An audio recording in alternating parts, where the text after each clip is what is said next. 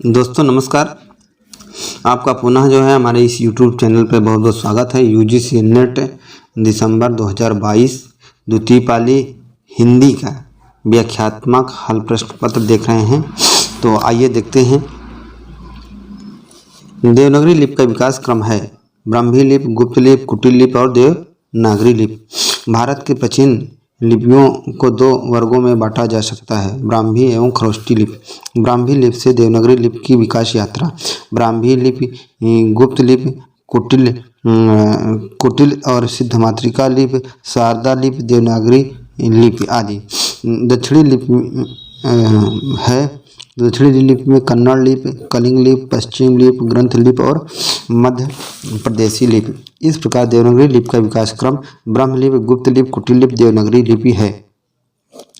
अन्य महत्वपूर्ण तथ्य है। दक्षिण भारत में देवनागरी लिपि को नंदनागरी और नंदनगरी लिपि कहा जाता है। देवनागरी लिपि में हिंदी भाषा के अतिरिक्त मराठी, संस्कृत, नेपाली, कोंकणी, बोडो, डोंगरी इत्यादि भाषाएं लिखी जाती हैं।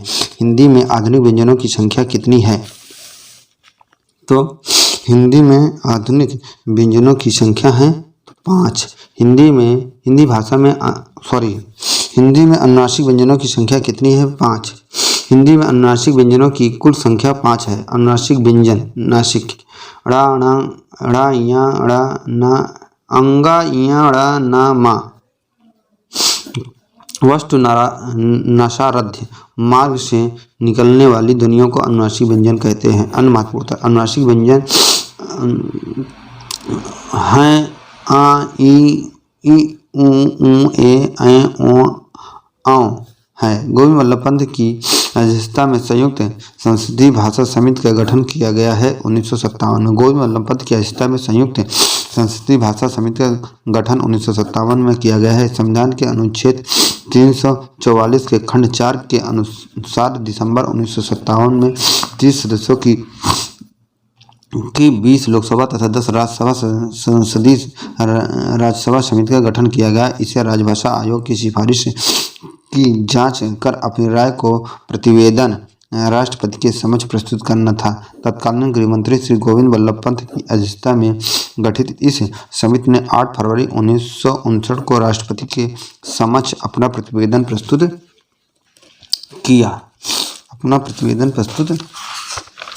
किया। नेक्स्ट है बुंदेलखंड। बुंदेली पश्चिमी हिंदी की उपबोली है जिसका विकास सरसैनी अवरोध से हुआ है। भदौरी, बनाफरी, खटोली, लोघांती और पावरी, निभट्ठा इत्यादि इसकी उपबोलियां हैं। अन्य महत्वपूर्ण तथ्य। बुंदेली बोली आल्हा बनाफरी शैली उपबोली में है। ईश्वरी का फाग बुंदेली बोली में है। जगनी, ठाकुर, पजनेश, रसनिध, श्रीपति तथा पद्माकर इत्यादि इस बोली के प्रसिद्ध कवि हैं। यूरोप में बिहारी सतसई के समकक्ष कोई रचना नहीं है। यह कथन है जॉर्ज गियर्सन का। अब्राहम जॉर्ज गियर्सन का कथन है कि यूरोप में बिहारी सतसई के समक्ष कोई रचना नहीं है। बिहारी सतसई के संबंध में विद्वानों का कथन। एडविन ग्रिज्म ने बिहारी को शब्दों का चतुर प्रयोक्ता कहा है। बिहारी सतसई को पदम सिंह शर्मा ने शक्कर की रोटी कहा है। निबंधों के अनुसार इस रचना में कवि रत्न ने मानो समुद्र कुजे में बंद कर दिया है। जॉर्ज गियर्सन बिहारी को भारत का थॉमसन कहते हैं। बलदेव उपाध्याय बिहारी को दोहों का बादशाह कहते हैं। राधाचरण गोस्वामी बिहारी की तुलना पीयूषवर्षी मेघ यानी घनश्याम कहते हैं। पीयूषवर्षी मेघ या पीयूषवर्षी घनश्याम कहते हैं।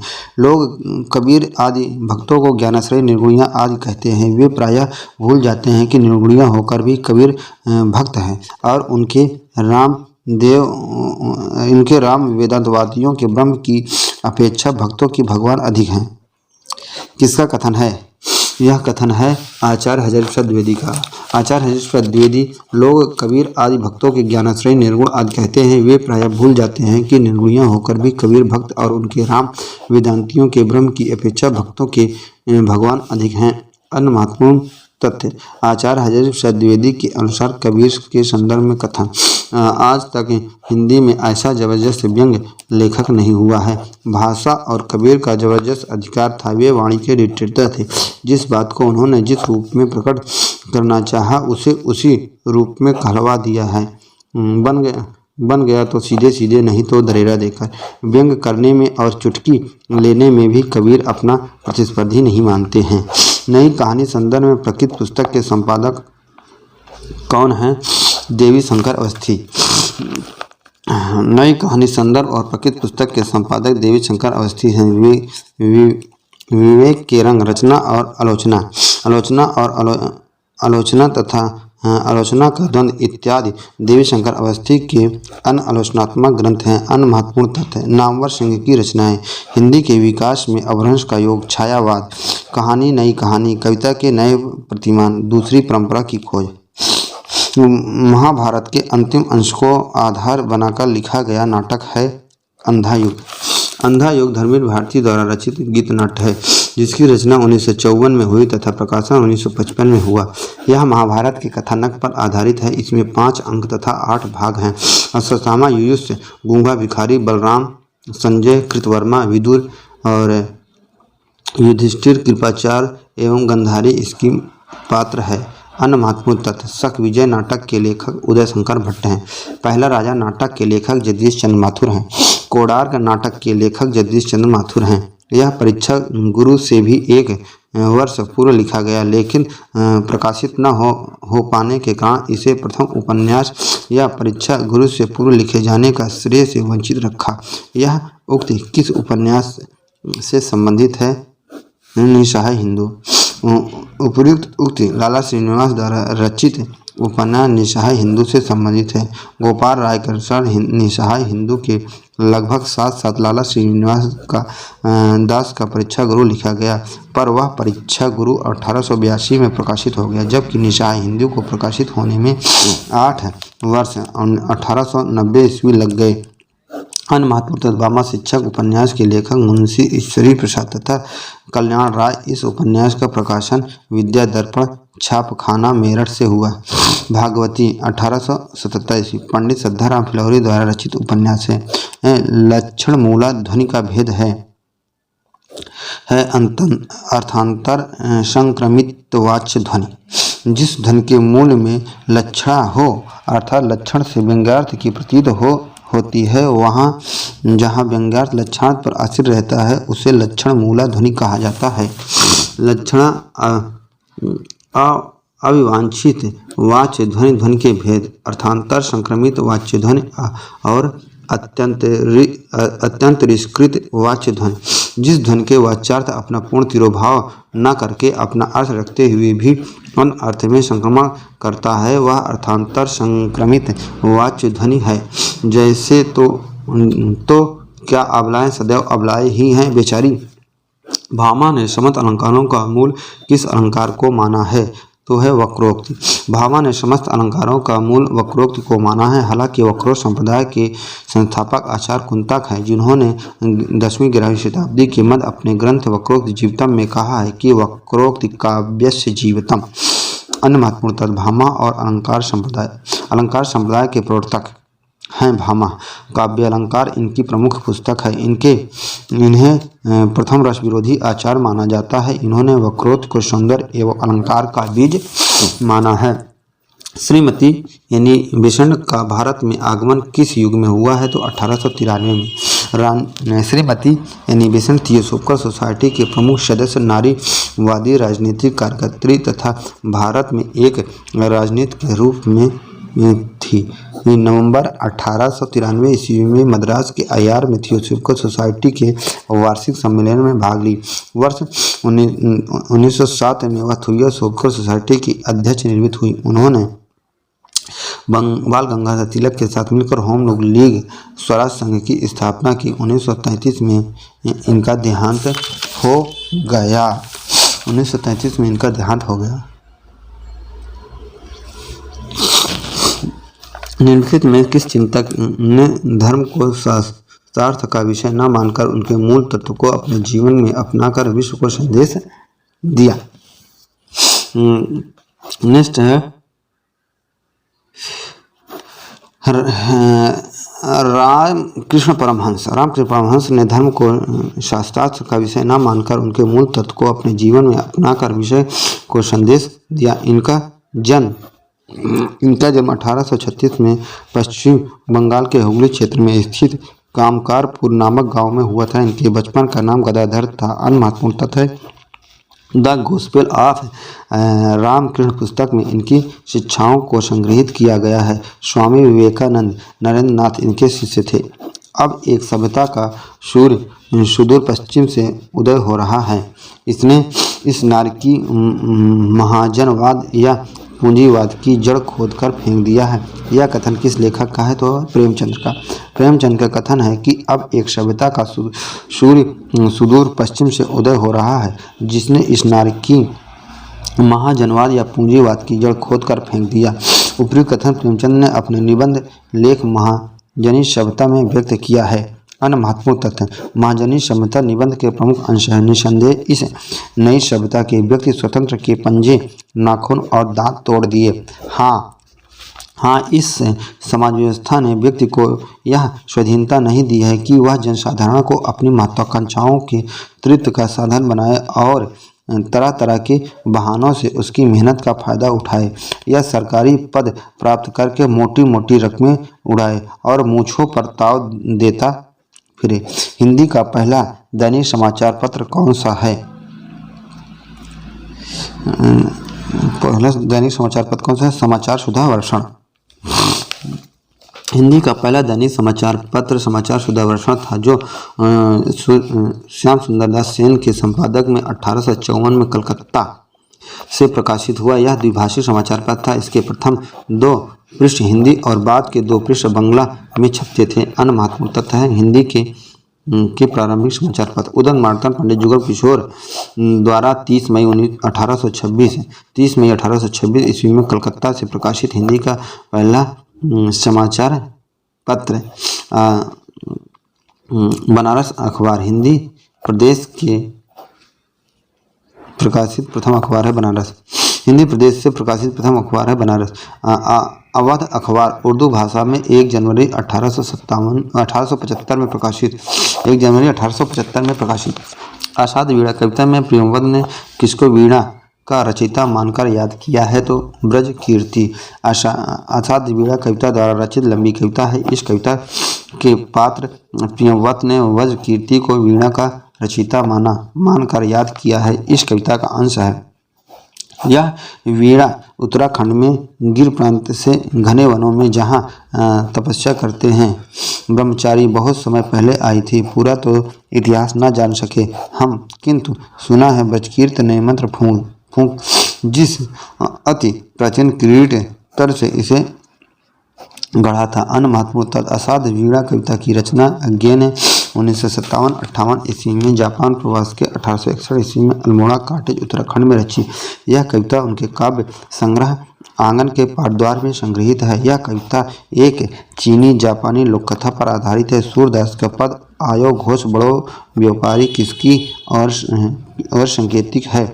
तो है उद्भव। सूरदास द्वारा रचित पद आयो घोष बड़ो व्यापारी में उद्धव को संकेतित किया गया है। वस्तुतः गोपियाँ उद्धव के संबंध में आपस में कह रही हैं, देखो सखियों, अहीरों की बातों में बहुत बड़ा व्यापारी आया है। अहीरों की बस्ती से देखो सखियों, अहीरों की बस्ती में एक बहुत बड़ा व्यापारी आया है, जिसने अपने ज्ञान और योग के माल का भारी बोझ सीधे ब्रज में आकर उतारा है।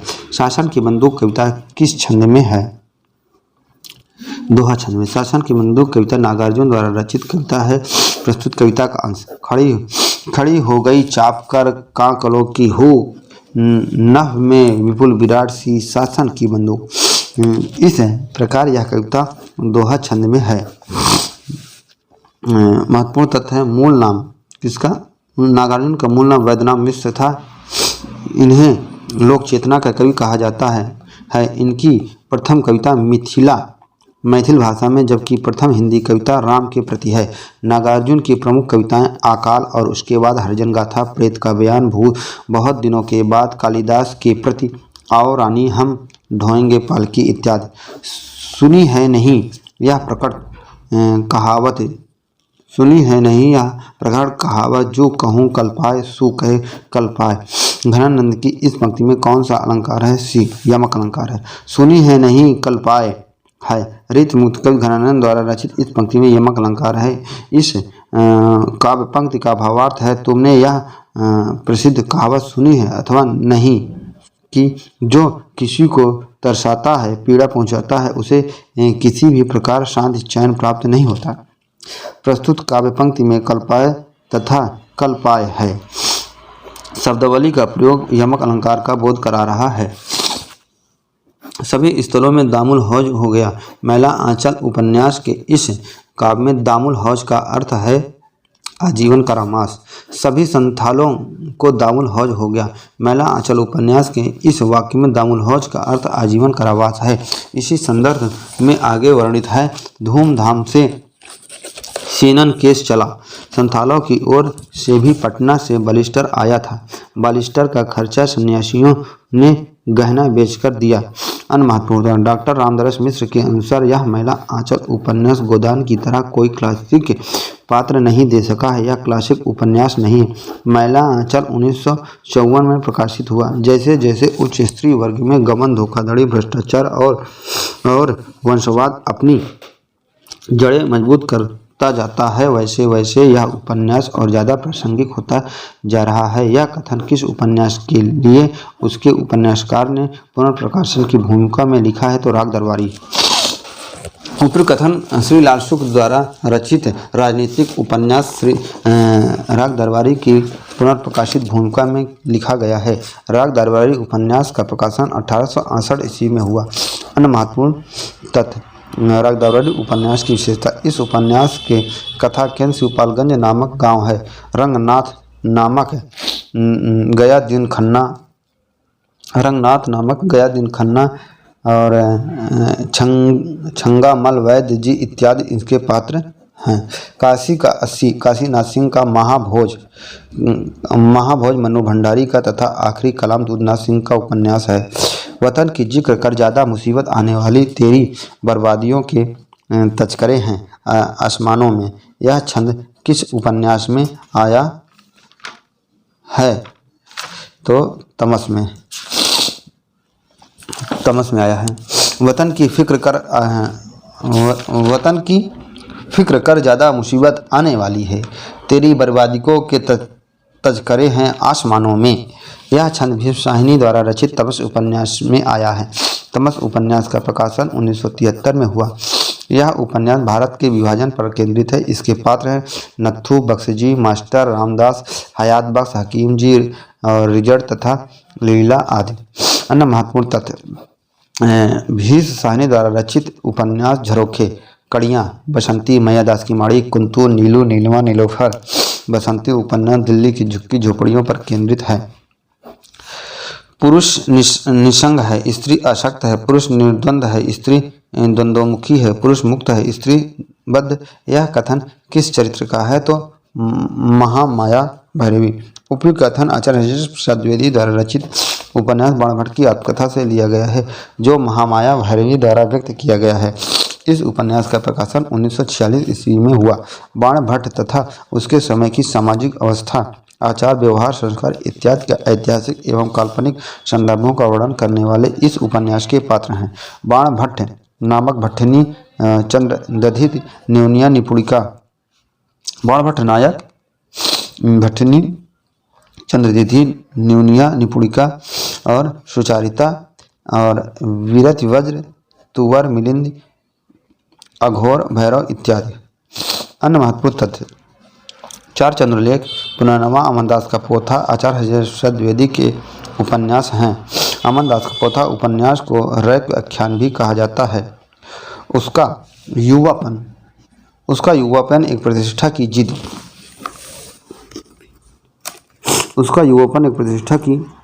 जिद कहीं चुराए बैठा है। वह इस प्रतिष्ठा के आगे कभी बहुत मजदूर, कभी कमज़ोर हो जाता है और उसे भुगत भी रहा है। उपयुक्त कथन किस कहानी से उद्गृत है? तो पिता। ज्ञानरंजन द्वारा कहानी पिता से उपयुक्त कथन उद्धृत है। इस कहानी का आरंभिक अंश उसके अपने बिस्तर का अंदाज लेने के लिए मात्र अध पल को बिजली जलाई बिस्तरे फर्श पर बिछे हुए थे। इस कहानी का समापन अंश चारों तरफ है। इस कहानी का समापन अंश चारों तरफ धूमिल चांदनी फैलने लगी है। सुबह जो दूर है के भ्रम में पश्चिम से पूर्व की ओर कौवे काँव काँव कर उठे। यह खिड़की से हटकर अब पिता निश्चित रूप से सो गए हैं। शायद अन्य महत्वपूर्ण तथ्य है। ज्ञान रंजन की कहानी संग्रह कहानी फेंस के इधर उधर 1968 ईस्वी। यात्रा क्षणजीवी सपना नहीं छलांग। यह ज्ञान रंजन की कहानी संग्रह है। माँ के हाथ की बनी कौन सी कला को देखकर चीफ प्रसन्न हो गए थे? तो फुलकारी। भील साहनी द्वारा रचित कहानी चीफ की दावत में मिस्टर श्यामनाथ की माँ के हाथ से बनी फुलकारी को देखकर चीफ प्रसन्न हो गए थे। इस कहानी के कुछ अंश हैं। माँ चुपचाप अंदर गई और अपनी पुरानी फुलकारी उठा लाई। साहब बड़ी रुचि से फुलकारी देखने लगे। पुरानी फुलकारी थी, जगह जगह से उसके टांगे टूट रहे थे और कपड़ा लगा था। साहब की रुचि को देखकर श्यामनाथ बोले, यह फटी हुई है साहब, मैं आपको नहीं बनवा दूंगा, माँ बना देगी। क्यों? मैं साहब को फुलकारी बहुत पसंद है, इन्हें ऐसी ही एक फुलकारी बना देगी ना। निम्नलिखित में से कौन सा गीत तीसरी कसम कहानी में नहीं है? तो आइए देखते हैं जो नहीं है। नन्ही नान्ही दतवा पातर 18वां छटके जैसन बिजलिया, ये नहीं है, ये है। आइए देखते हैं। तीसरी कसम उर्फ मारे गरुल खम कहानी के लेखक फणीश्वरनाथ रेणु हैं जो उपयुक्त में से जय मैया सरस्वती अर्जी करत बानी हमारा पर होखू सहाई, हे मैया हमार पर होखू सहाई। निष्ठ है। नौनवा चटाई काहे नहीं मारल, सौरी घर आ। फिर है सजन रे झूठ मत बोलो, खुदा के पास जाना है। तीसरी कसम कहानी की है। जबकि नानी नानी दतवा पातर ठोरब झटके जैसन बिजलिया इस कहानी का गीत नहीं है। अन्य महत्वपूर्ण हीरा में गाड़ीवान हीराबाई पर केंद्रित इस कहानी पर राज कपूर द्वारा अभिनीत तीसरी कसम फिल्म तीसरी कसम बनी है। सिद्धों और नाथपंथी योगियों के चिंतन का विवेचन करते हुए किसने कहा कि उनकी रचनाओं का जीवन के स्वाभाविक शारीरिक अनुभूतियों और दशाओं से कोई संबंध नहीं है? रामचंद्र शुक्ल। आचार्य रामचंद्र शुक्ल ने सिद्धों और नाथपंथियों के चिंतन सिद्धों और नाथपंथी योगियों के चिंतन का विवेचन करते हुए कहा है कि उनकी रचनाओं का जीवन की स्वाभाविक सारणियों अनुभूतियों और दशाओं से कोई संबंध नहीं है। उपयुक्त कथन का सही रूप इस प्रकार है। सिद्धों और योगियों की रचनाओं का जीवन की स्वाभाविक अनुभूतियों और दशाओं से कोई संबंध नहीं है, अतः वे शुद्ध साहित्य के अंतर्गत नहीं आता है। अन्य महत्वपूर्ण आचार्य रामचंद्र शुक्ल का कथन ब्रज यार में आकर महाशुक्रवार का प्रवर्तन हुआ है। कडप्पा के उपदेश की भाषा तो पुरानी टकसाली हिंदी है, पर गीत की भाषा पुरानी बिहारी या पूर्वी बोली है। पूरी बोली में अपभ्रंश या प्राकृत भाषा हिंदी के पद्यों का सबसे पुराना पता तांत्रिक एवं योगमार्गी बौद्धों की सांप्रदायिक रचनाओं के भीतर विक्रमी की 7वीं शताब्दी के अंतिम चरण में लगता है। त्रस्त भाषा की रचना के लिए सतीत्व के सम्मान के लिए देवता ब्राह्मण और गौ की मर्यादा में विश्वास के लिए आतंक से प्रकृति की आश्वासन देने के लिए अब आपको अपने अधिकार का प्रयोग करना होगा। स्कंदगुप्त नाटक में यह संवाद किसके द्वारा कहा गया है? तो यह प्राणदत्त द्वारा। प्रजातंत्र की रक्षा के लिए आपको अपने अधिकार का प्रयोग करना होगा। उपयुक्त संवाद जयशंकर प्रसाद द्वारा रचित स्कंदगुप्त के पात्र प्राणदत्त द्वारा कहा गया है। चंद्रगुप्त नाटक का प्रकाशन 1928 ईस्वी में हुआ। इसका नाटक से संबंधित प्रमुख तथ्य है, कविता करना अंततः पुण्य का फल है। इस दुराशा और अनंत उत्कंठा से कवि जीवन व्यतीत करने की इच्छा हुई है। यह कथन मात्र गुप्त का है, राष्ट्रनीति, दार्शनिकता और कल्पना का लोक नहीं है। यह कथन प्रणदत्त का है। अधिकार सुख कितना मादक और शारीर है, यह कथन स्कंदगुप्त का है। निम्नलिखित में से कौन सा पात्र चंद्रगुप्त नाटक से संबंधित नहीं है? तो जयमाला, एलिस, लीला और नीला चंद्रगुप्त से संबंधित है। चंद्रगुप्त जयशंकर प्रसाद द्वारा रचित ऐतिहासिक नाटक है। इस नाटक का प्रकाशन 1931 ईस्वी में हुआ। 1933 में यह नाटक अभिनय चंद्रगुप्त नाम से प्रकाशित हुआ है। चंद्रगुप्त राक्षस टकसार सकटार, चंद्रगुप्त राक्षस सकटार, वररुचि, कात्यायन, कल्याणी, चाणक्य, सुवासिनी, अलका, कार्नेलिया, परतेश्वर, एलिस, लीला, नीला इत्यादि इस नाटक के पात्र हैं। जबकि जयमाला प्रसाद द्वारा रचित नाटक स्कंदगुप्त की स्त्री पात्र है। स्कंदगुप्त की स्त्री पात्र है। स्कंदगुप्त की स्त्री पात्र है। अन्य महत्वपूर्ण तथ्य। चंद्रगुप्त नाटक से संबंधित महत्वपूर्ण तथ्य। यह 4 अंकों का नाटक है। कुछ आलोचक इसे कल्याणी परिणय का परिवर्तित रूप मानते हैं। इस नाटक की नायिका कार्नेलिया है। अरुण यह मधुमय देश हमारा, जहां पहुंच अनजान चीज को मिलता एक सहारा, गीत कार्नेलिया द्वारा गाया गया है। एक निर्देशन की दृष्टि से आधे अधूरे मुझे समकालीन जिंदगी का पहला सार्थक हिंदी नाटक लगता है। उपयुक्त कथन किसका है? तो ओमपुरी का है। नेक्स्ट है, एक निर्देशन की दृष्टि से आधे अधूरे मुझे समकालीन जिंदगी का पहला सार्थक हिंदी नाटक लगता है। यह कथन ओम शिवपुरी का है। वस्तुतः आधे अधूरे नाटक का पहला मंचन दिल्ली में दिशांतर मंच श्री ओम शिवपुरी के निर्देशन में फरवरी 1969 में हुआ। इस नाटक के पात्र व प्रथम मंचन की भूमिका में रहे काले सूट वाला आदमी सिंघानिया ओम शिवपुरी, स्त्री सावित्री सुधा शिवपुरी, पुरुष एक ओम शिवपुरी, बड़ी लड़की बिन्नी अधूरा अनुराधा कपूर, छोटी लड़की किन्नी ऋचा व्यास, लड़का अशोक दिनेश ठाकुर, पुरुष 2 ओम शिवपुरी, पुरुष 3 ओम शिवपुरी, पुरुष 4 ओम शिवपुरी। जिंदगी स्वयं एक महान घड़ी है, अतः संध्या उसकी सुइया है। नियमबद्ध एक दूसरे के पीछे घूमती रहती है।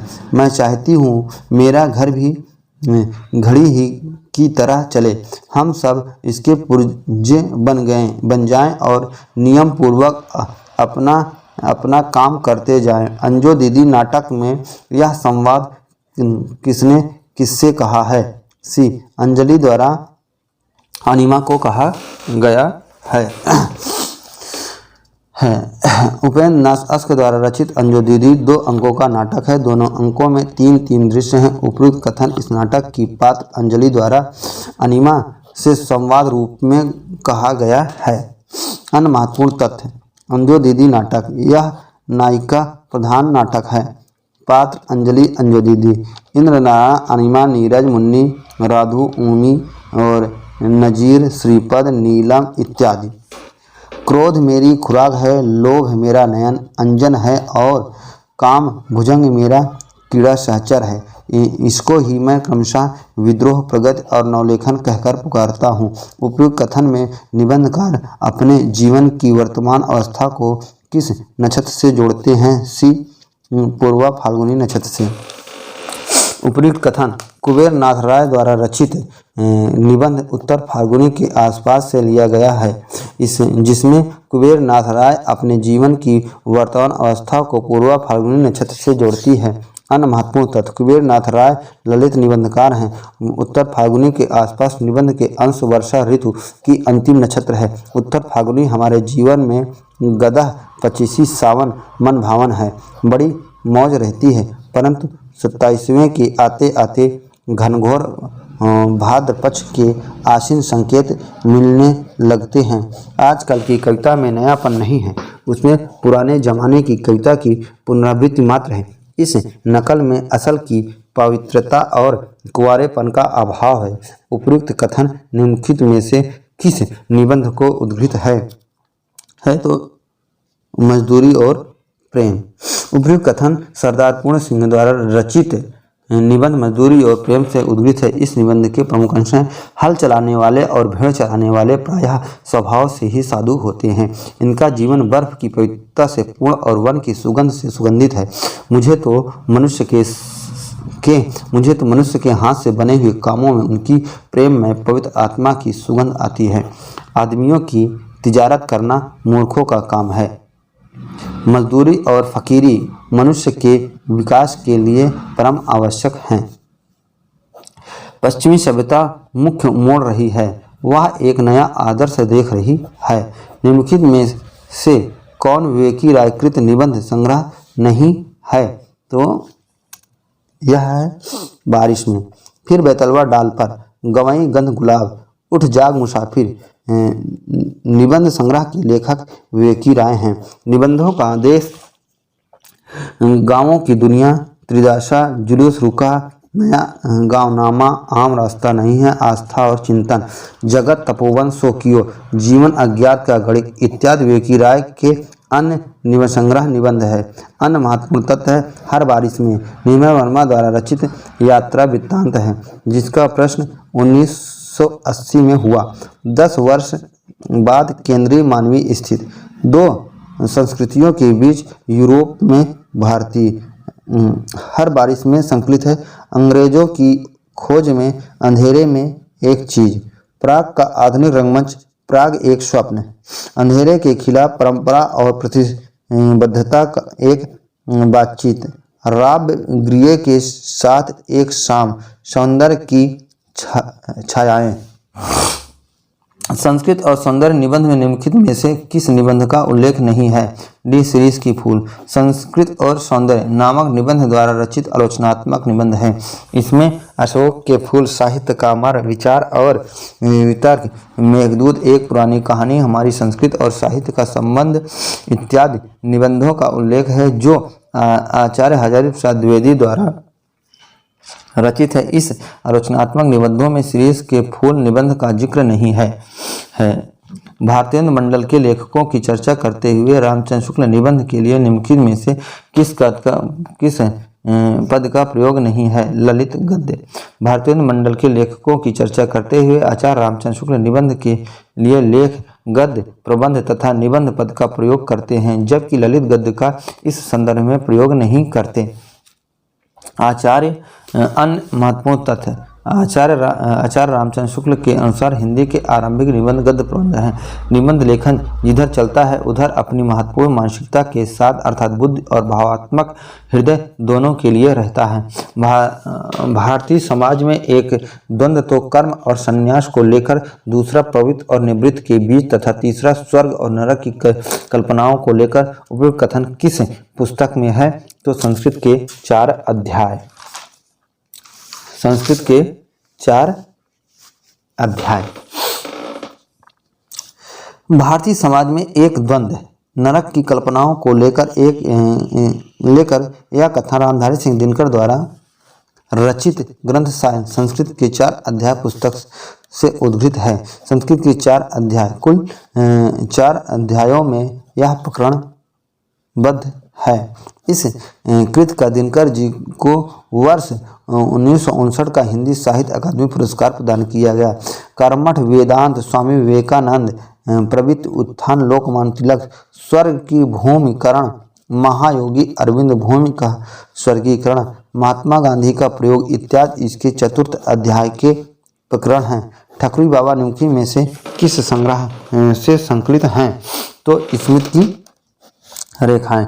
स्मृति की रेखाएं संस्कृत में महादेवी वर्मा ने भक्ति, चीनी फेरीवाला, जंग बहादुर, मुन्नो, ठकुरी बाबा, बिम्बिया तथा गुंगिया का संस्मरण किया है। चीनी फेरीवाला वस्त्र विक्रेता है।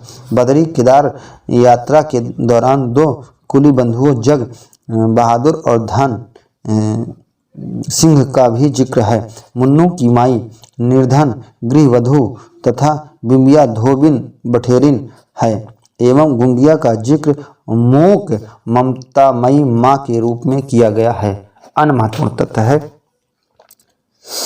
रामा बाल विधवा मारवाड़ी वधू वधू बिंदा साबिया बिट्टो विधवा माता घीसा वेश्या की सती पुत्री स्वाभिमानी स्त्री की गाथा आलोपी दीन आलोपी बदलू कुम्हार एवं उसकी पत्नी रधिया लक्ष्मा पहाड़ी महिला आदि है। शरद चंद्र ने रविन्द्रनाथ को किस कवि के बाद भारत का सर्वोत्तम कवि घोषित किया है?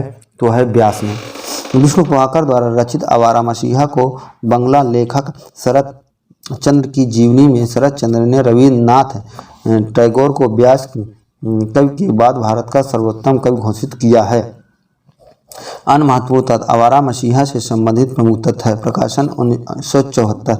लिखने में लगा कुल समय 14 वर्ष। 3 पर्वों में विभाजित रचना है। प्रथम पर्व दिशाहारा, द्वितीय पर्व दिशा की खोज, तृतीय पर्व दिशांत। तिथि पर्व दिशांत। गौतम बुद्ध के लिए जो स्थान था आम्रपाली का संभवतः वही थी मेरे लिए नटनिया। यह कथन किसका है? तुलसीराम का। दलित चिंतक डॉक्टर तुलसीराम की आत्मकथा मुर्दैया 2010 में तुलसीराम का कथन है कि गौतम बुद्ध के लिए जो स्थान था आम्रपाली का संभवतः वही स्थान मेरे लिए नटनिया का है। उन्होंने अपनी आत्मकथा को 2 शीर्षकों से लिखा है, जिसका पहला भाग मुर्दैया तथा दूसरा भाग मणिकर्णिका का है। अन्य महत्वपूर्ण तथ्य मुर्दैया आत्मकथा से संकलित प्रमुख तथ्य है। भूमिका मुर्दैया हमारे गांव धर्मपुर आजमगढ़ की बहुउद्देशीय कर्मस्थली थी। अनुक्रम भूतही पारिवारिक पृष्ठभूमि मुर्दैया तथा स्कूली जीवन। अकाल में अंधविश्वास मुर्दैया के गिद्ध तथा लोक जीवन। भूतनिया नागिन चले बुद्ध की राह। आजमगढ़ में फाका कसी। देवनागरी लिपि के संबंध में निम्नलिखित तथ्य मिलते हैं। देवनागरी लिपि के संबंध में निम्नलिखित तथ्य मिलते हैं। BCD आइए देखते हैं। देवनागरी की वर्णमाला का क्रम वैज्ञानिक है। नगरों में प्रचलित होने से देवनागरी नाम पड़ा। गुजरात के नागर ब्रह्मों के नाम पर नागरी नाम पड़ा। देवनागरी लिपि ब्राह्मी लिपि से विकसित भारतीय लिपि है। देवनागरी लिपि के संबंध में प्रमुख तथ्य है। वर्णमाला का वर्णक्रम वैज्ञानिक है। नगरों में प्रसिद्ध होने से देवनागरी नाम पड़ा है। गुजरात के नागर ब्रह्मों के नाम पर नागरी नाम पड़ा। यह आरक्षित लिपि है। यह अक्षरिक लिपि है। दक्षिण भारत में इसे नंद नागरी कहते हैं। इसके प्रत्येक स्वर की अलग अलग मात्राएं हैं। इसमें लेखन बाएं से दाएं होता है। अवधी पूर्वी हिंदी की प्रधान बोली है, जिसका विकास अर्धमागधी अपभ्रंश से हुआ है, जबकि ब्रज पश्चिमी हिंदी की प्रमुख बोली है, जिसका विकास शौसेनी अपभ्रंश से हुआ है। अवधी का संबंध पूर्वी हिंदी से है, जबकि ब्रज का संबंध पश्चिमी हिंदी से है। अवधी से अ औ स्वर उच्चारण ऐ औ के रूप में होता है, किंतु ब्रज में ये स्वर आए आओ के रूप में उच्चारित होते हैं। अवधी में पुल्लिंग संज्ञा शब्दों में व परसर्ग जोड़ने की प्रवृत्ति मिलती है, जबकि ब्रज में प्रायः ऐसा नहीं होता। प्रभु जी तुम चंदन हम पानी पद की रचना निर्गुण संत कबीर रविदास द्वारा की गई। कबीर परिचय में अनंत दास ने कबीर के व्यक्तित्व और जीवन से संबंधित तथ्यों का उल्लेख किया है। दादू की समग्र रचनाओं को अंगवधू शीर्षक से संत रज्जब ने संकलित किया है। इस प्रकार कथन भी सही है। अन्य महत्वपूर्ण तथ्य जमनाथ का जन्म जोधपुर राजस्थान के राजपूत परिवार में हुआ था। इसे बीकानेर राजस्थान में बिश्नोई संप्रदाय की स्थापना की। अलग दरीबा का संबंध दादू पंथ से है। वस्तुतः दादू पंथी सत्संग स्थल जो सांभा राजस्थान में स्थित है को अलग दरीबा कहा जाता है। दादू के शिष्य रज्जब, गरीबदास, सुंदरदास, बखना, जनगोपाल इत्यादि। दादू को राजस्थान का प्रथम संत तथा राजस्थान का कबीर कहा जाता है। यात्रा वृत्तांत पर आधारित उपयुक्त कथनों में से सही कथन है। मोहन राकेश कृत आखिरी चट्टान तक में दक्षिण भारत के जीवन को रेखांकित किया गया है। रघुवंश की रचना हरी घाटी में रांची हजारीप्रसाद के 5 प्रदेशों का चित्रण हुआ है। निर्मल वर्मा के यात्रा वृत्तांत चिड़ों पर चांदनी में आइसलैंड का उल्लेख की मिलता है। अन्य महत्वपूर्ण तत्व। घुमक्कड़ सात शीर्षक से राहुल संकृत्यान ने यात्रा वृत्तांत लिखा है। यात्री उप नागार्जुन का है। गगन गिल कृत आवाक से कैलाश मानसरोवर की यात्रा का वर्णन है। नाटक रंगमंच से संबंधित निम्नलिखित तथ्यों पर विचार कीजिए। नाटक और रंगमंच से संबंधित उपयुक्त तथ्यों का सही तथ्य है। उपेंद्र नाथ अश्क का नाटक कैद काफी मंचित हुआ, जिसके परिवर्तित नवीन रूप को बाद में लौटता हुआ दिन के नाम से प्रकाशित किया गया। पुराण कथा का आधुनिक प्रयोग जगदीश चंद्र माथुर के पहला राजा नाटक में अत्यंत सृजनात्मक रूप में हुआ। जयशंकर प्रसाद के नाटक ध्रुवसामनी और भुवनेश्वर कृत नाटक प्रतिभा का विवाह एक ही वर्ष अर्थात 1933 ईस्वी में प्रकाशित हुआ। अन्य महत्वपूर्ण तथ्य। जयशंकर प्रसाद का अंतिम नाटक ध्रुवसामनी है। जयशंकर प्रसाद के नाटकों में प्रेम संबंधी मान्यताओं का सहज तिरस्कार नहीं अपितु स्वीकारोक्ति मिलती है। नेक्स्ट है रिपोर्टाज से संबंधित उपयुक्त कथनों में से उपयुक्त कथन है। अंग्रेजी शब्द रिपोर्टाज का समानार्थी शब्द रिपोर्ट है। एलिया एहरेनबुर्ग ने रिपोर्टाज के कुशल लेखक के रूप में सर्वाधिक प्रतिष्ठा प्राप्त की। हिंदी में रिपोर्टाज लेखन की परंपरा शिवदान सिंह चौहान की रचना लक्ष्मीपुरा जो प्रारंभ हुई, जो रूपा पत्रिका दिसंबर 1938 में प्रकाशित हुई। अन्य महत्वपूर्ण तथ्य। रिपोर्टाज फ्रेंच भाषा का शब्द है, जिसे रिपोर्ट या रपट भी कहा जाता है। अरंगे राघव ने तूफानों के बीच शीर्षक से रिपोर्टाज लिखा, जो बंगाल अकाल पर केंद्रित है। वस्तुतः यह रचना रिपोर्टाज का संग्रह है। नेक्स्ट है निम्नलिखित कथनों पर विचार करते सुनिए। आइए देखते हैं। नई समीक्षा के निरपेक्ष अस्तित्ववाद को स्वीकार करती है। नई समीक्षा काव्य के निरपेक्ष अस्तित्व को स्वीकार करती है। इलियड का मत है कि केवल अतीत ही वर्तमान के रूप में मर्यादित नहीं करता, वर्तमान भी अतीत को प्रभावित करता है। इलियड के अनुसार कवि का मन असंख्य भावनाओं, पदवलियों, बिंबों के ग्रहण एवं संचयन के निमित्त एक आधार प्राप्त की भांति होता है। नई समीक्षा से संबंधित प्रवृत्ति। यह 20वीं शताब्दी की आलोचनात्मक प्रवृत्ति है। इसे रूपात्मक समीक्षा भी कहा जाता है। नई समीक्षा न्यू क्रिटिसिज्म शब्द का प्रयोग सर्वप्रथम प्रयोग जोएल स्पिनबर्ग ने किया और जॉन कोरनसन ने इसे आलोचनात्मक संबंध से आगे बढ़ाया। अधिकांश विद्वान टी.एस. इलियट को नई समीक्षा का प्रतिपादक मानते हैं। विलियम वर्ड्सवर्थ ने कविता में कथानक के स्थान पर भावना को महत्व दिया है। बिंब तथा प्रतीक पर आधारित उपयुक्त कथनों में से सबसे महत्वपूर्ण तथ्य। बिंब किसी अप्रस्तुत वस्तु का मानसिक या काल्पनिक रूप है। अर्थ की स्पष्टता के समान ही भाव की संप्रेषण एवं उत्तेजना में बिंब विधान का मुख्य हाथ रहता है। प्रतीक के द्वारा प्रायः सूक्ष्म एवं विशिष्ट अनुभूतियों को सहज ग्राह्य बनाने का प्रयत्न किया जाता है। अन्य महत्वपूर्ण तथ्य। बिंब तथा प्रतीक से संबंधित। बिंब किसी अमूर्त विचार या भाव को शब्दों के द्वारा मूर्तता प्रदान करने और चित्रबद्ध करने का विधान है। पाश्चात्य साहित्य में बिंबवाद का आरंभ टी.ई. ह्यूम्स एवं एस. फ्लिंट ने पोएटिक्स स्टेटस के विरुद्ध किया था। प्रतीकवाद 19वीं शताब्दी के उत्तरार्ध में कविता और अन्य कलाओं में फ्रांसीसी, रूसी और बेल्जियम मूल का काव्यांदोलन कला आंदोलन था। फ्रांसीसी प्रतीकवाद के पुरस्कर्ता वाल्दियर माने जाते हैं। नेक्स्ट, फोर्ट विलियम कॉलेज की ओर से उर्दू हिंदी गद्य पुस्तकें लिखने की व्यवस्था हुई। जॉन गिलक्राइस्ट हिंदी उर्दू के अध्यापक थे। सदन मिश्र ने इस कॉलेज से जुड़कर खड़ी बोली गद्य के विकास में योगदान दिया है। इसकी स्थापना इसकी स्थापना 10 जुलाई 1880 ईस्वी को लॉर्ड मैक्सवेल वेलेस्ली द्वारा कोलकाता में की गई। इसकी स्थापना का उद्देश्य भारत में नौकरी कर रहे ICS अधिकारियों को भारतीय भाषाओं से परिचित कराना था। मेजर विलियम प्राइस ने हिंदुस्तानी विभाग को हिंदी विभाग नाम दिया। सदन मिश्र, लल्लूलाल, इंदेश्वर, गंगा प्रसाद शुक्ल, ख्यालीराम इत्यादि इस कॉलेज के भाषा मुंशी प्राध्यापक थे। राजा राममोहन राय के संबंध में उपयुक्त कथन: वे भारत के राष्ट्रीय पत्रकारिता के संस्थापक थे। वे ईसाई धर्म की नैतिक प्रणाली से प्रभावित थे। वे मूलतः युक्तिवादी और नैतिकतावादी धर्मानुयायी बने रहे।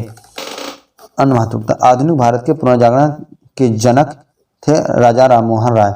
इनका जन्म 1772 ईस्वी में पश्चिम बंगाल के राधानगर में हुआ। राजा की उपाधि उन्हें मुगल सम्राट अकबर ने दी। तुहफात उल मुवाहिदीन देवताओं को एक उपहार पुस्तक में उन्होंने हिंदुओं के तर्कहीन धार्मिक विश्वासों को भ्रष्ट प्रथाओं को उजागर किया है। उन्होंने 1850 ईस्वी में आत्मीय सभा की स्थापना की। ब्राह्मणवादी संवाद कौमुदी तथा मीरात उल अखबार का उन्होंने प्रकाशन व संपादन किया। सरोज स्मिथ सूर्यकांत त्रिपाठी निराला द्वारा रचित एक लंबी कविता है जिसे हिंदी का सर्वश्रेष्ठ प्रथम शोकगीत माना जाता है। इस कविता को निराला जी ने अपनी पुत्री सरोज स्मिथ के असामयिक निधन पर लिखा था। सरोज स्मिथ कविता में कवि ने सरोज के लिए जिन संबोधनों का प्रयोग किया वह इस प्रकार: धन्य धन्य मैं पिता निरर्थक था, सुचते पहना कर चिनाशुक रथ सका ना तुझे, गीते मेरी तजरूप नाम। भारत भारती के वर्तमान खंड में निम्नलिखित में से किन उपसर्गों का वर्णन है? भारत भारती महेश्वरन गुप्त द्वारा रचित है जिसका प्रकाशन 1912 में हुआ। इसे निबंध काव्य कहा जाता है। इस काव्य से प्रेरित होकर महात्मा गांधी ने इन्हें राष्ट्र कवि की उपाधि प्रदान की। भारत भारती के वर्तमान खंड के बारे में भारत भारती के वर्तमान खंड के उपशीर्षक हैं: वर्तमान भारत, प्राचीन चिन्ह, दरिद्र, दुर्भिक्ष, कृषि और कृषक, गोवध, व्याधियाँ, व्यापार, रईसों के राजपूत, अविद्या, शिक्षक की अवस्था, साहित्य, संगीत, सभाएं, उपदेश, धर्म की दशा, तीर्थ और तीर्थ पांडे, मंदिर और महंत, साधु संत, ब्राह्मण, क्षत्रिय, वैश्य, शूद्र, स्त्रियां, संतान, समाज। भारत भारती 3 खंडों में विभक्त रचना है: अतीत खंड, वर्तमान खंड तथा भविष्यत खंड। अतीत खंड के प्रमुख शीर्षक हैं: भारतवर्ष की श्रेष्ठता, हमारा उद्भव, हमारे पूर्वज, आदर्श, आर्य स्त्रियां, हमारी सभ्यता, हमारा साहित्य, कला कौशल, हमारी वीरता, महाभारत, बौद्ध काल, हिंदू धर्म, मुसलमानों का प्रवेश, आत्माभिमान, ब्रिटिश राज्य, हमारी दशा। भविष्यत खंड के उपशीर्षक हैं: उद्बोधन, आशा, आदर्श, विश्वास, विश्राम, शुभकामना और विनय।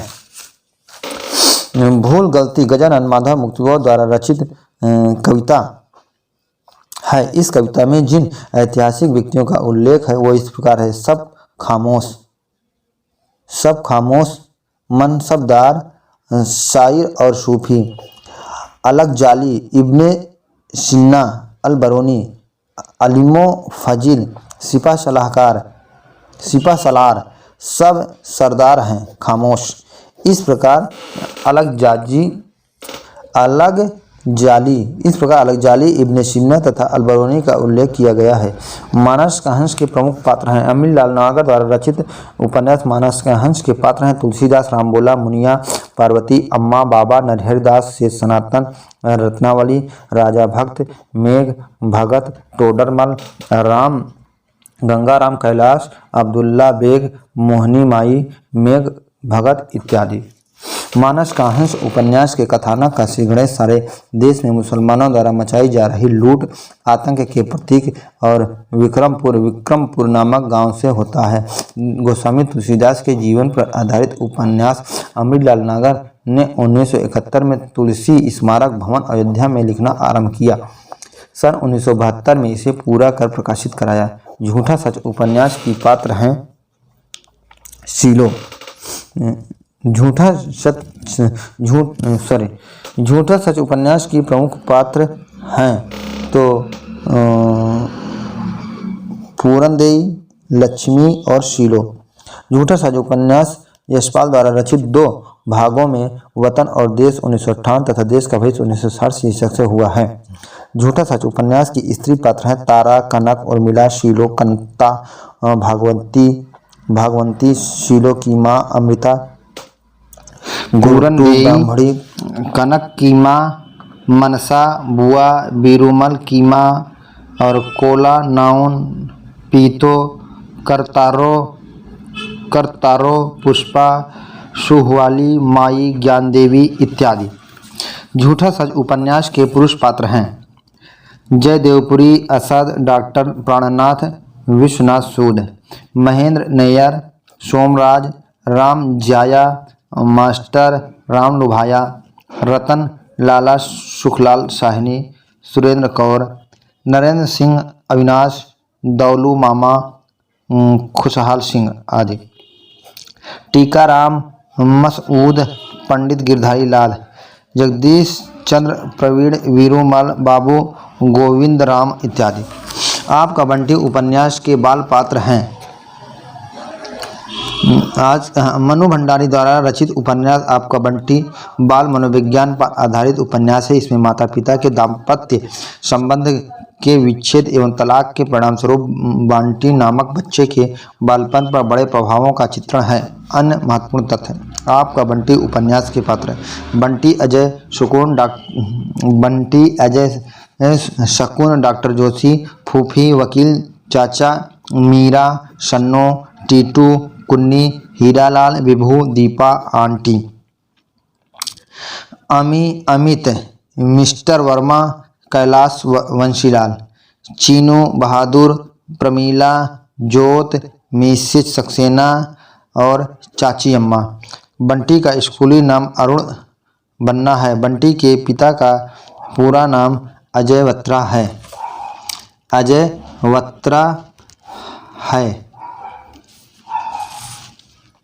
नेक्स्ट है इंस्पेक्टर माता दिन चांद पर इंस्पेक्टर माता दिन चांद पर हरिशंकर परसाई द्वारा रचित व्यंग्यात्मक निबंध है। इस निबंध के संदर्भ में सही कथन इस प्रकार है। माता दिन को चांद से एड़ी चमकाने का पत्थर लाने का आदेश प्राप्त हुआ है। माता दिन ने कहा हमारा सिद्धांत है, हमें पैसा नहीं काम प्यारा है। चांद पर माता दिन का सार्वजनिक अभिनंदन हुआ। एक टोकरी भर मिट्टी कहानी में एक असहाय विधवा के स्वाभिमान को अभिव्यक्ति मिली है। दुलाई वाली कहानी पर्दा प्रथा की विसंगत पर आधारित है। कहानों में कंगना तत्कालीन सामंतवादी परिवेश में पत्नी और वेश्या के प्रति प्रेम की टकराहट पर आधारित एक महत्वपूर्ण कहानी है। अन्य महत्वपूर्ण तथ्य टोकरी भर मिट्टी की कहानी के लेखक माधवराव सप्रे हैं। इसका प्रकाशन 1901 में हुआ। देवी प्रसाद वर्मा इसे हिंदी की प्रथम कहानी मानते हैं। दुलाई वाली कहानी की लेखिका बंग महिला राजेंद्र बाला घोष हैं। इस कहानी का प्रकाशन 1907 में हुआ। राय कृष्णदास इसे हिंदी की प्रथम कहानी मानते हैं। कानों में कंगना राजा रविकुमार सिंह द्वारा रचित कहानी है। भाग्य अपना अपना कहानी जनयन की वातायन कहानी संग्रह में संग्रहित है। यह कहानी संवादात्मक शैली में रचित है। इस कहानी में एक गरीब बच्चे का चित्रण किया गया है जो सर्दी से मर जाता है। राही कहानी की लेखिका सुभद्रा कुमारी चौहान है, जिसमें गरीबों की पीड़ा का वर्णन किया गया है।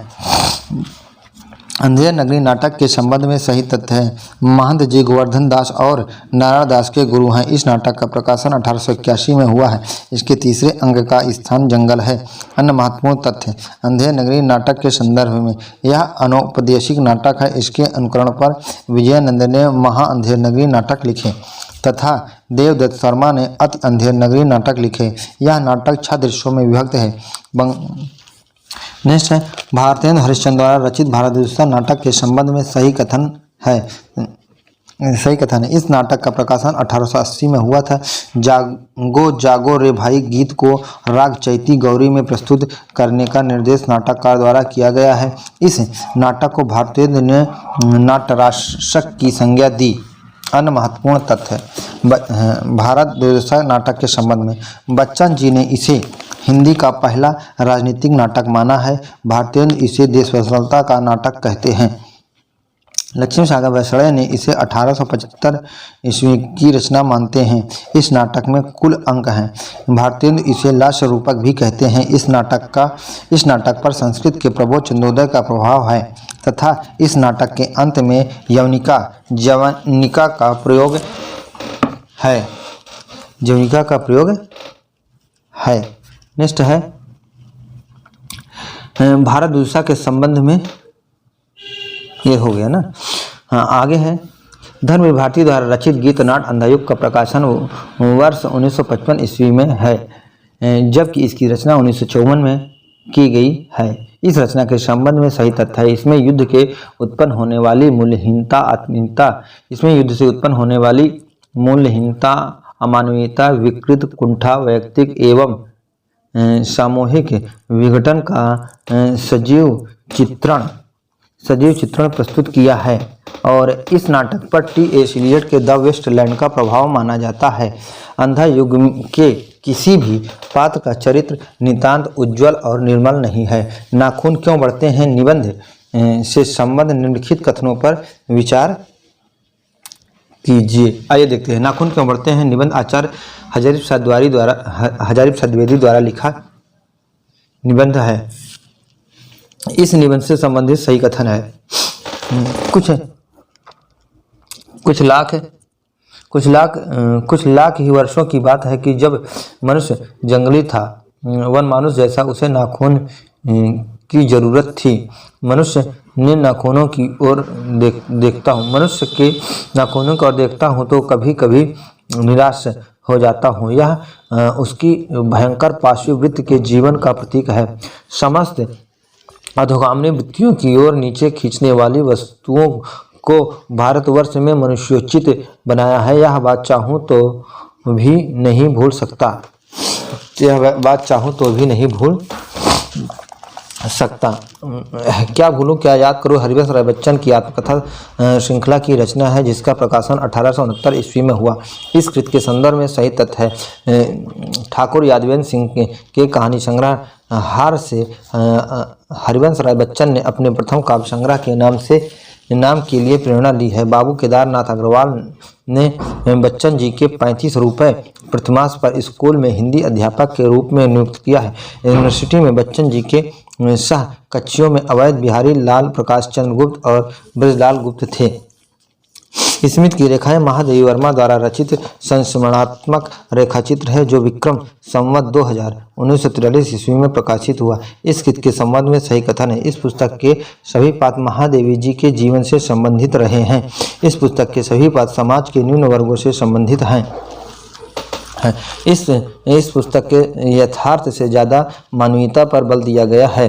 अन्य महत्वपूर्ण तथ्य स्मिथ की रेखाओं के पात्र भक्तिन, चीनी फेरी वाला, जंग बहादुर, मन्नू, ठकुरी बाबा, बिबिया और गुंगिया।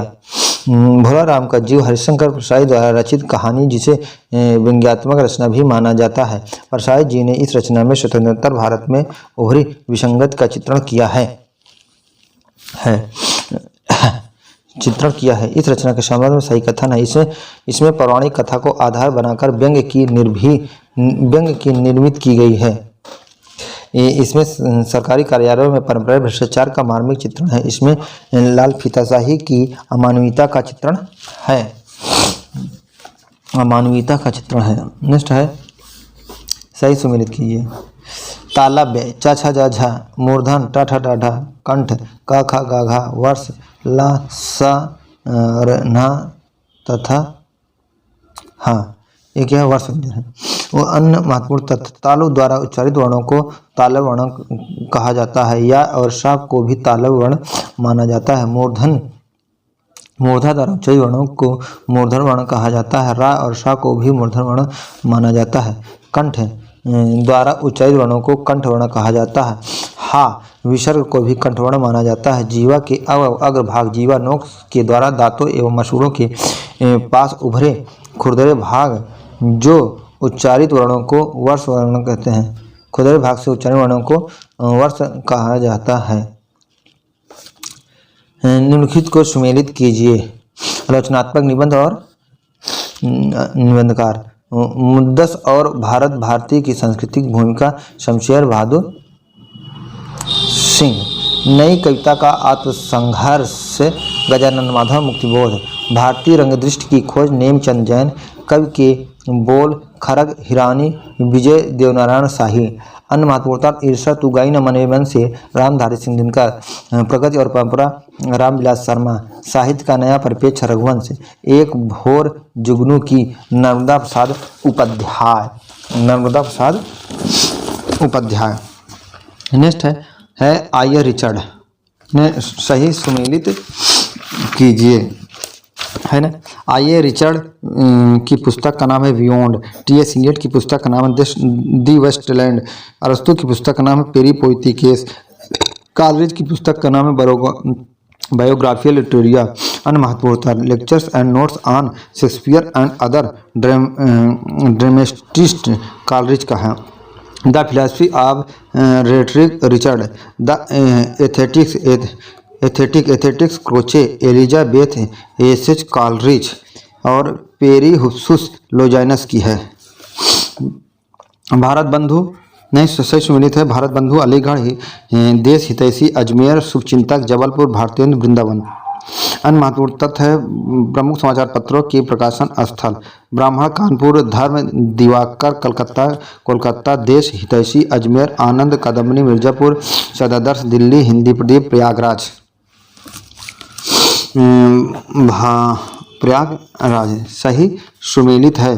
भक्ति आंदोलन और सूर का काव्य, मैनेजर पांडे। स्नेह को मार्ग, इमरे बंधा। अखत कहानी, प्रेम की कहानी, नई कहानी, नामवर सिंह। कमानी, एक पुनर्विचार, मुक्तिबोध। प्रेमचंद और उनका युग, रामविलास शर्मा। साहित्य की परख, शिवदान सिंह चौहान।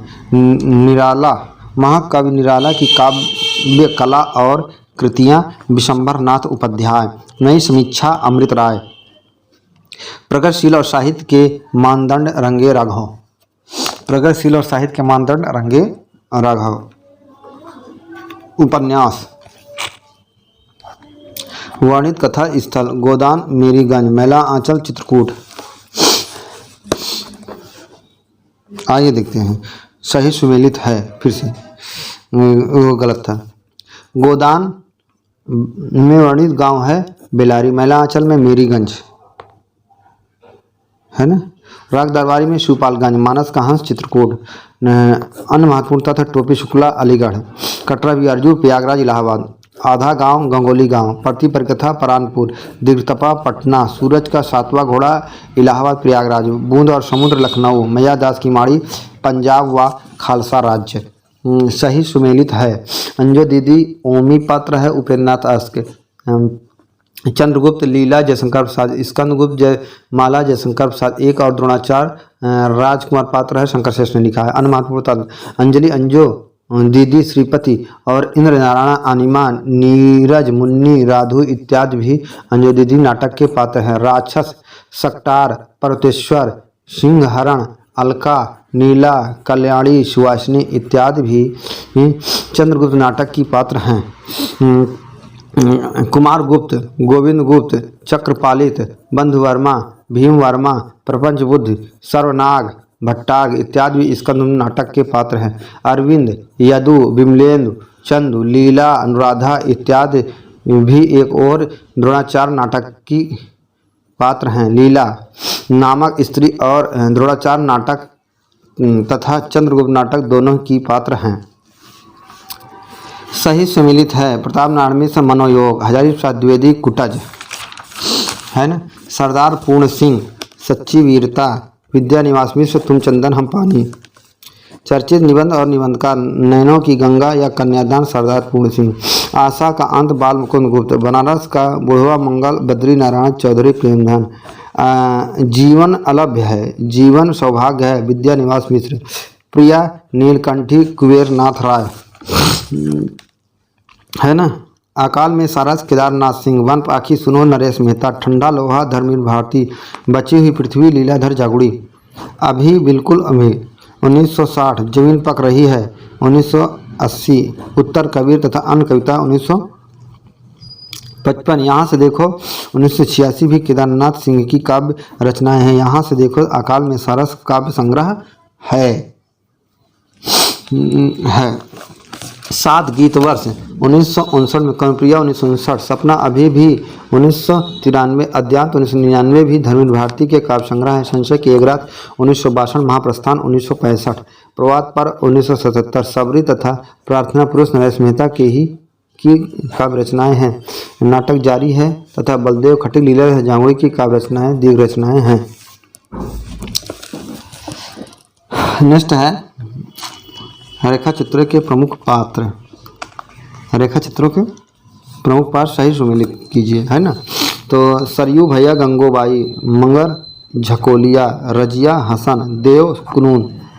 उपरोक्त सभी रेखाचित्र रामवृक्ष बेनी द्वारा रचित माटी की मूर्तों में संग्रहित हैं। सहयोगी पात्र है, ठीक है। माटी की मूर्तें रेखाचित्र के अनुक्रम है। रजिया बलदेव सिंह, सरयू भैया, मंगर, रूप की आजी, देव बाल गोविंद, भगत भौजी, परमेश्वर, बैजू मामा, शुभान खा बुधिया।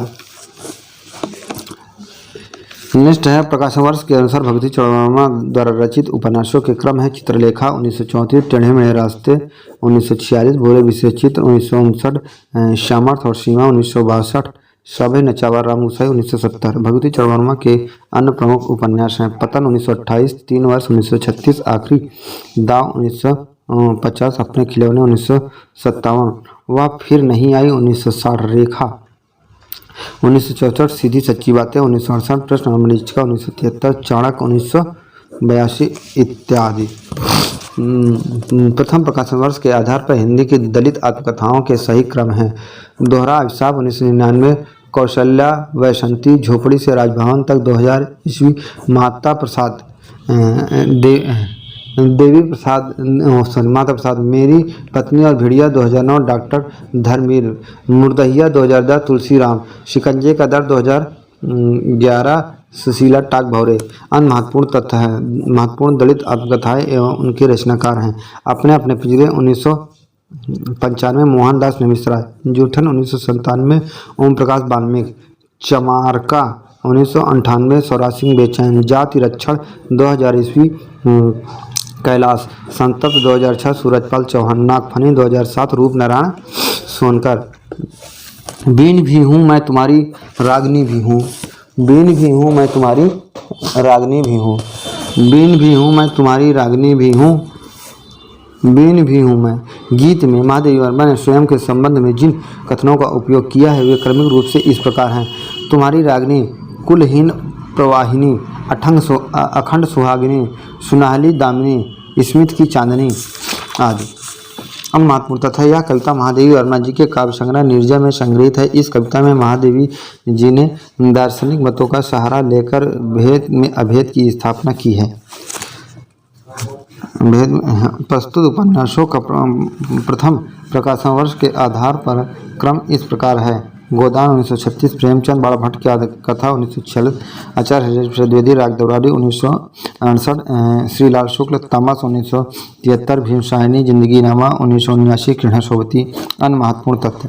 प्रमुख चर्चित उपन्यास के क्रम में जीने के लिए 1940, राहुल संकीर्तन, कड़ियाँ 1970, भीमसाहिनी, बांधो ना नाव 1974, उपेंद्र नाथ आश्रम, नाचो बहुत गोपाल 1978, अमृतलाल नागर, ढाई घर 1991, गिरिराज किशोर, समय सरगम 2000 ईस्वी, कृष्णा सोबती। जयशंकर प्रसाद द्वारा रचित आकाशदीप कहानी में असफल प्रेम के अत्यंत मार्मिक ढंग से अभिव्यक्त किया गया है। नायिका प्रधान इस कहानी में त्याग और प्रेमचंद की भावना भी मिलती है। इस कहानी की घटनाओं का क्रम इस प्रकार है। बंदी द्वारा पोत से संबंध, रज्जु का काटना, बुद्धगुप्त और नायक के बीच द्वंद्व युद्ध, चंपा नामक स्त्री पात्र द्वारा दीपक का जलाना, चंपा और जया द्वारा नौका विहार, दीप स्तंभ का महोत्सव। नेक्स्ट है जयशंकर प्रसाद द्वारा रचित ऐतिहासिक नाटक स्कंदगुप्त 1928 में के संवादों के सही क्रम हैं। अधिकार सुख कितना माधक एवं सारहीन है स्कंदगुप्त का स्वागत कथन, राष्ट्रगीत दार्शनिकता और कल्पना का लोक नहीं है प्रणदत्त का कथन, केवल संध नियम से ही हम लोग बाध्य नहीं हैं, शरणगत की रक्षा भी क्षत्रिय का धर्म है। स्कंदगुप्त, कविता करना अत्यंत पुण्य का फल है। मात्रगुप्त का कथन, पुरुष है कुतूहल और प्रश्न और स्त्री है विश्लेषण, उत्तर और सब बातों का समाधान। धातुसेठ का कथन है। अन्य महत्वपूर्ण तथ्य है। स्कंदगुप्त के प्रमुख कथन है, पवित्रता की मापदंडता, सुख का आलोचक, दुख देवसेना, विजय का क्षणिक उल्लास हृदय की भूख मिटा देगा। स्कंदगुप्त, प्रत्येक परमाणु के मिलन में एक सम है। देवसेना, लोहा बड़ा कठोर होता है, कभी कभी वह लोहे को भी काट देता है। धातुसेन,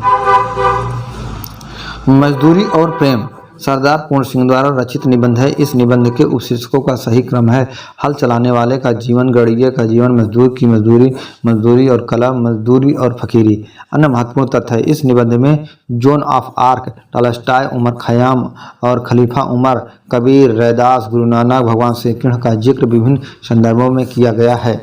अरे आयावर रहेगा याद सच्चिदानंद हीरा नवरसायन अज्ञेय द्वारा रचित यात्रा वृत्तांत है। इस यात्रा वृत्तांत में चित्र सूची फलक सूची में है। अरे आयावर रात रहेगा की सूची, परशुराम से तूरखम, किरणों की खोज, देवताओं के अंचल में, मौत की घाटी में, एलुरा, मांझुली, बहता पानी, निर्मला। इस प्रकार विकल्प सही उत्तर है। अज्ञेय ने एक बूंद सहसा उछली शीर्षक में एक अन्य यात्रा वृत्तांत लिखा है।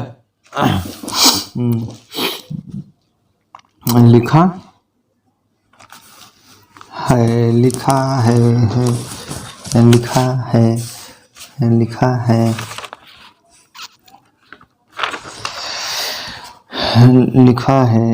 है